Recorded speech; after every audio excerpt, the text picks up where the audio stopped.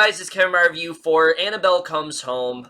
And basically what this film is about is it takes place about a year after the events of the prologue to The Conjuring when the Warrens first got Annabelle and things like that. So you have their daughter Judy, she's being babysit and things like that. And one day her babysitter's friend comes over and her babysitter's friend has a vested interest in the Warrens and things like that. So when she sees a room that is sealed, she just cannot help herself, and very quickly, she basically starts touching everything. She unlocks Annabelle, and in doing so, she unleashes all evil into the house, and now basically they have to do what they can to try to get Annabelle back and hopefully just extinguish all of this evil away.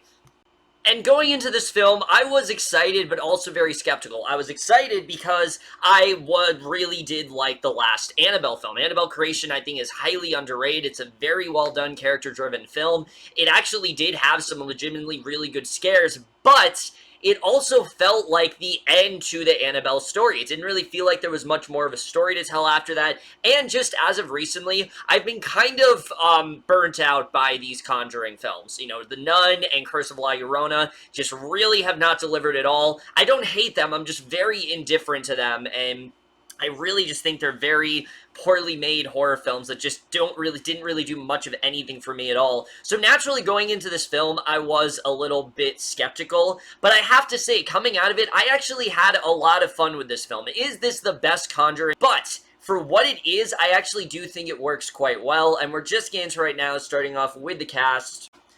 And that is definitely one of the best things, I think, about this movie. Everyone here really does do an excellent job, but I really do want to highlight Mckenna Grace as the younger version of Judy Warren, who I adored here. Now, look, I like Judy in, the Conjuring films and things like that, but this really is when she's front and center, and I've always really appreciated Mckenna Grace as an actress, but this is definitely one of her best performances yet, because this is someone who, yes, she does have extensive knowledge of what her parents are doing, and she definitely knows that they need to keep this evil out of the house, but at the same time, she still is a child. There's a lot of stuff she still isn't that familiar to, and I really did like where they ended up taking her, how she kind of deals with this situation. She gives a very subtle, but a very effective performance. You get the sense that she's kind of seen these things before, so she's a bit more unscathed than most, but at the same time, she does still react to it, and I really did like what she ended up doing here. She carries the film quite nicely, and I really did enjoy her. It's sad that I know we're not going to see her again, because of course this is a younger version of Judy than the one in the regular Conjuring films, but I liked her so much here that I honestly would be down to see her in a cameo or something, because I thought she did a great job here. However, easily for me, the standout of this film is Katie Sarife as the character of Daniela, who I really don't think enough people are talking about. She comes in, and you think she's just gonna be the annoying, best friend of, Judy's babysitter or something like that, but she actually was really great. There is a personal tragedy that she's going through that I thought was very well done. Her, her curiosity as well, you really do understand where she's coming from, and I thought overall, she did some really great work here for sure. I really was not expecting too much from her, but I have to say, I was really impressed by her here. I really haven't seen her much of anything before this, but after this film, I really hope I do. I think we definitely have a rising star amongst us for sure, and I definitely hope that this is not the last we've seen of her, because I was very impressed by her here. And then Madison Iseman, this is an actress that I have really enjoyed recently. I think she's been doing some really great work, and she definitely does do a really good job here. But I have to say, the chemistry between these three actresses is really what anchors this entire film. They work really well together. The film really does feed off of their chemistry quite nicely, and that was definitely one of my favorite parts of this film, is really how well they work together. Now, as far as the rest of the cast goes, there isn't really a ton to say. Vera Farmiga and Patrick Wilson, they're great as always. I love getting to see Ed and Lorraine Warren again. I think that's definitely going to be a huge draw for a lot of people. It should be noted, this is not their film. They're really not in it that much. It's not really about them at all. But I did really like what we got from them, and they definitely had some good stuff. A big standout for me, though, was Michael Cimino as this character of Bob. Holy shit, I loved him here. He is this guy who he is trying to woo, he's trying to woo Madison Iseman's character constantly throughout the film, and he could have been really annoying, but the actor had a lot of charisma. He had really great comedic timing, and I actually thought he worked quite well here. He was very awkward. He honestly did kind of remind me of myself when I'm trying to, talk to a girl I like or something like that, and I thought overall he just did a really great job here. He was definitely a lot of fun. I really did like this whole cast for the most part. I think all the acting was really good, and that's definitely something I will give this film.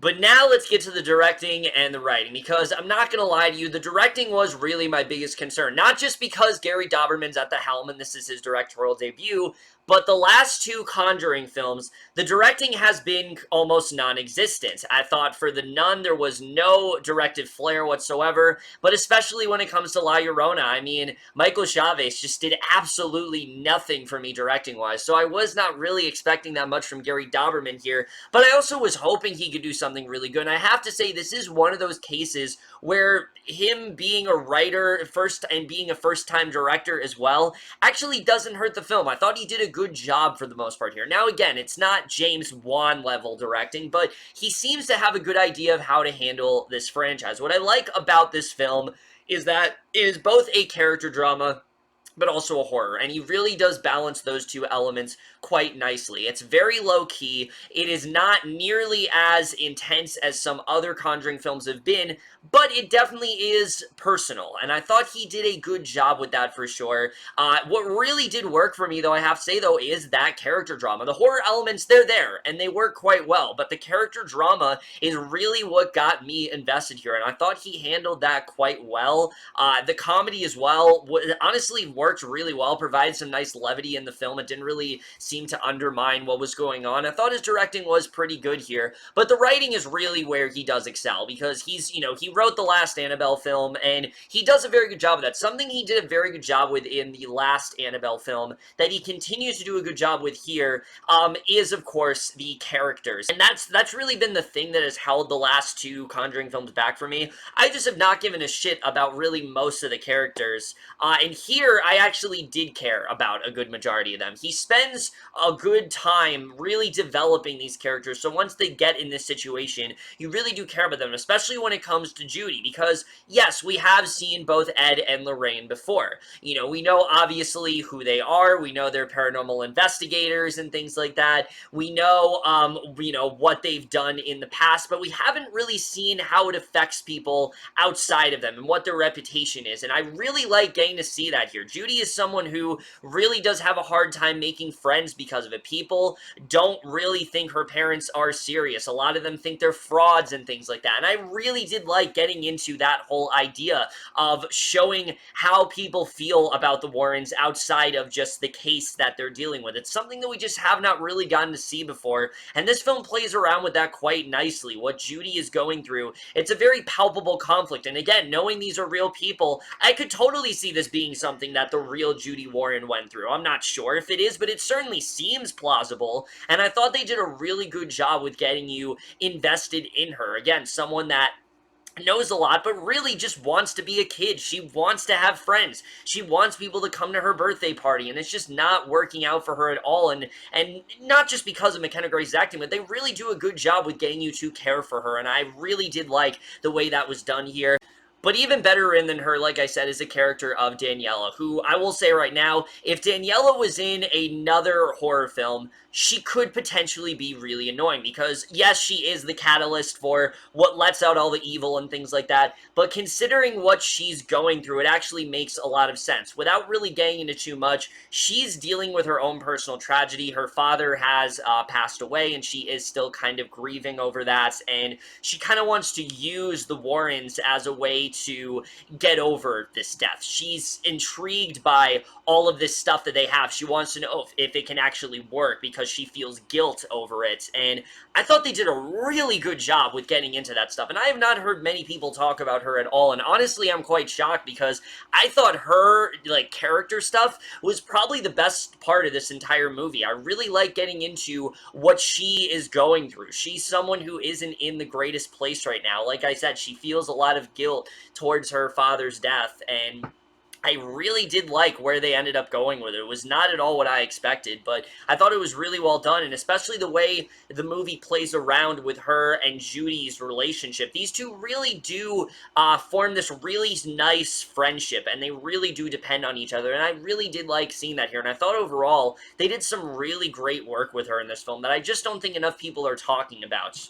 That being said, the main narrative here of Annabelle and all of that stuff, yes, it is well done. I do think for the most part it is fun, but it is very, very basic. It really is just, we let Annabelle, you touched Annabelle, you let all this evil out, and now we have to do what we can to try to contain it and make sure that things don't get any worse. And they don't really do much more from a base level, and that might bother some people, but for me, again, while in The Nun or Curse of La Llorona this would have bothered me, it doesn't bother me as much here because I actually cared about these characters, and I thought they did a good job with that for the most part. And they do actually do a good job of bringing up some new creatures that could potentially affect the series in The Conjuring 3. There's one especially involving this wedding dress that I thought was a really interesting idea. I don't want to get into it too much, but I thought they did some cool stuff there. So yeah, I overall really did enjoy the writing here. I thought they definitely did do some good stuff for sure.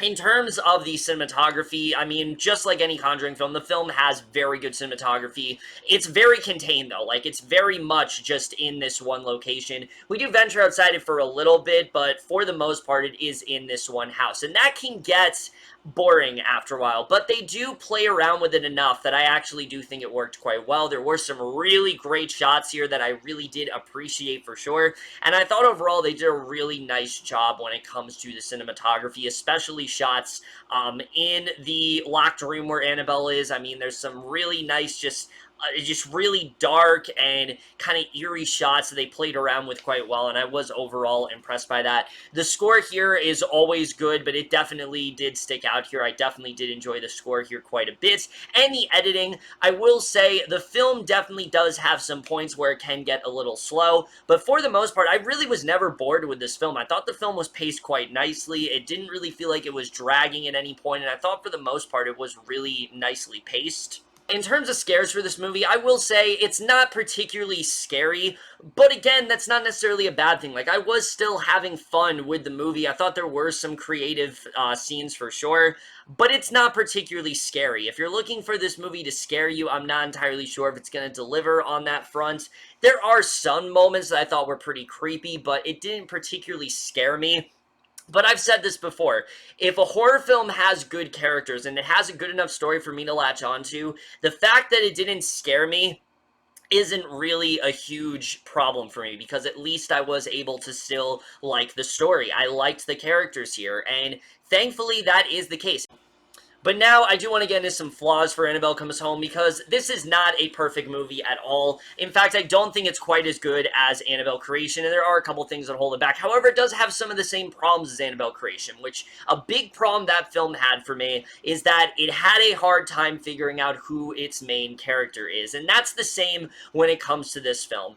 The way the film starts out, we basically think that Judy Warren is going to be our main lead, but then once Daniela comes into the story, they start to focus more on her, and then they focus more on Mary Ellen, and it just seems a bit confused on who exactly our focus is. The focus is, yes, the three core characters, but who is our main character? The film seems a bit confused by that. That's something that the last film had a problem with, and that's something that this film does struggle with as well. Also, the Warrens, while I do think they're in this movie enough, the way they use them at first, I just did not think they were utilized particularly very well, and I wanted a little bit more from them. Thankfully, I will say, once we get to the third act of this film, when they're in it a bit more, they did find a way to utilize them quite well. It was just for a while, I just thought they were very underutilized as characters. I knew they were going to be supporting characters, but they're really not in it that much, but I do think they make up for it at the end for sure. There was one moment especially that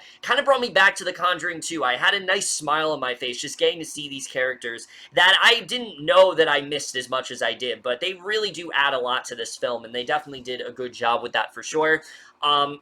And then really my only other flaw with this movie is the character of Mary Ellen. While I did enjoy her here, she really isn't that much more than just your goody two-shoes perfect babysitter. That's kind of all she is in this film. She does have that fun arc going on with Bob, but other than that, there just isn't really a lot to her as a character. And maybe it's just because of how well developed Daniela and Judy were, that I wanted a little bit more for Mary Ellen. She just feels very one-note, and again, I liked her, but I just wanted a little bit more from her as a character, and I would have appreciated if they gave her just an ounce more of characterization. Also, and this is just a bit of a nitpick, as much as I did enjoy this film, I will admit there is never a time in this movie where it feels even the least bit necessary. They really don't justify its existence all that well, other than setting up a few key things that might come up in The Conjuring 3, but other than that, it doesn't really feel like a movie that needed to be made, but I'm not upset that it was made either, because it did do some really good stuff. The character interactions between Daniela and Judy especially, those three characters work really well together. Mary Ellen is a really fun character. The Warrens, for what they have, are really good. There's some really fun, creative scares that I definitely did enjoy for sure. The cinematography is very good here. The style of the film, I think, is definitely very well done. The 70s-esque style really does loom throughout the entire film, and I thought they did a really good job with that for sure.